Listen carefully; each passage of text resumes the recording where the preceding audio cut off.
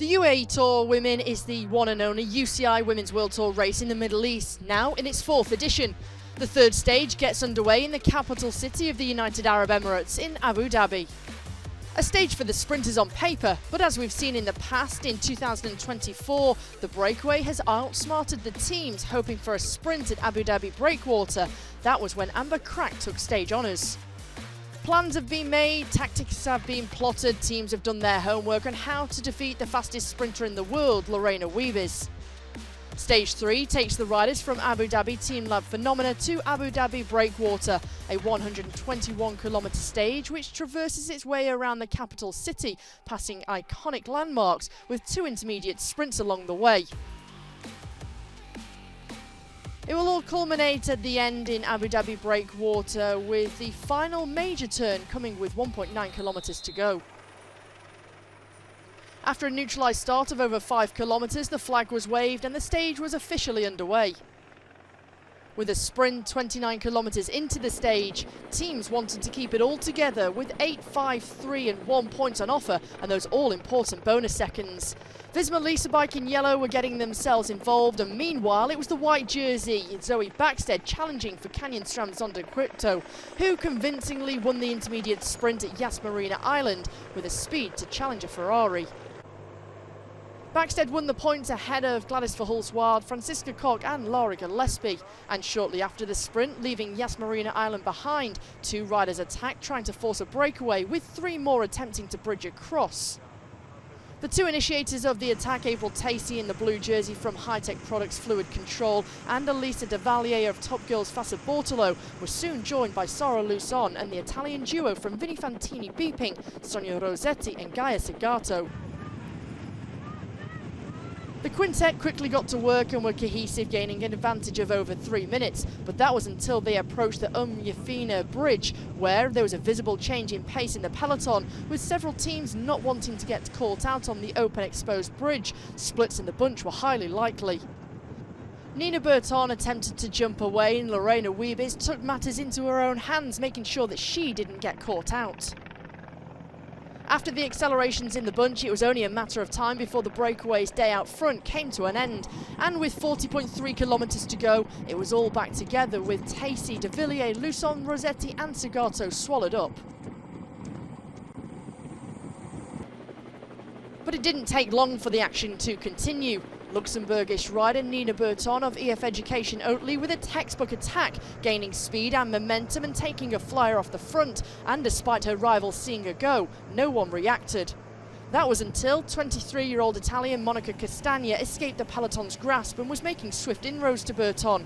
But despite coming agonisingly close, only 8 seconds between them, she didn't quite make it.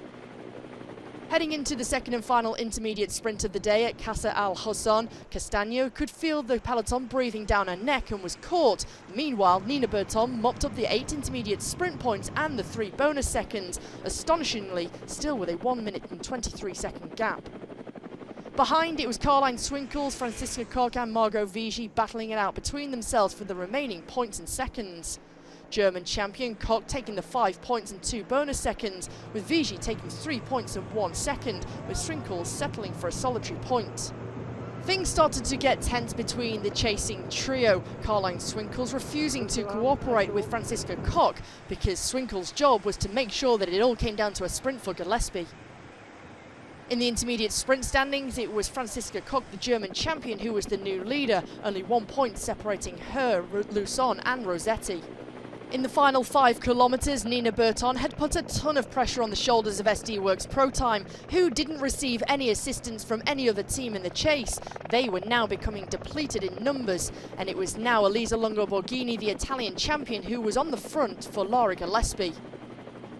On the right-hand side, it was the team in yellow, Visma Lisa Bike, looking to set up Ninka Veenhoven. 3rd place on the stage yesterday, she was looking to go 2 better today.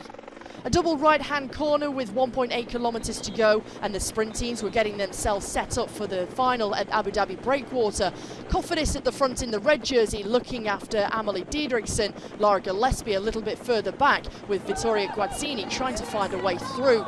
Having to navigate the sprint on her own was Lorena Wiebes in the red jersey. She didn't have any lead-out riders, and it was Franziska Koch, the German champion, who was leading out Grazzini. But in the end, the door opened, and it was Wiebes who found a way through. But it was Gillespie in green who was challenging up close on the right-hand side. In the end, Wiebes, the Dutch champion, making it a three-peat at the UAE Tour Women. A close, challenging sprint in the end, with Lara Gillespie taking second place, Amalie Diederiksen back on a World Tour podium in third.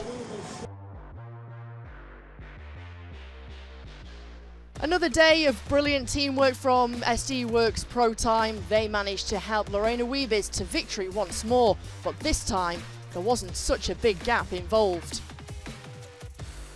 Rushing the gap late was Ninka Veenhoven on the left. It was Wiebes who wanted the right-hand side of the road, with Lara Gillespie the closest challenger. A close fight for victory at Abu Dhabi Breakwater. Lorena Wiebes winning ahead of Lara Gillespie, Amalie Diederiksen, Ninka Veenhoven and Vittoria Guazzini. 15 stages have been raced so far across the 4 editions of the UAE Tour Women. 9 of them have now been won by Lorena Wiebes. The Dutch champion is on fire and in a league of her own. Wiebes leads the general classification by 18 seconds to Lara Gillespie. At the moment, the top 10 is stacked with sprinters, but expect that to change by the end of tomorrow's stage. A mountaintop finish to shake up the general classification.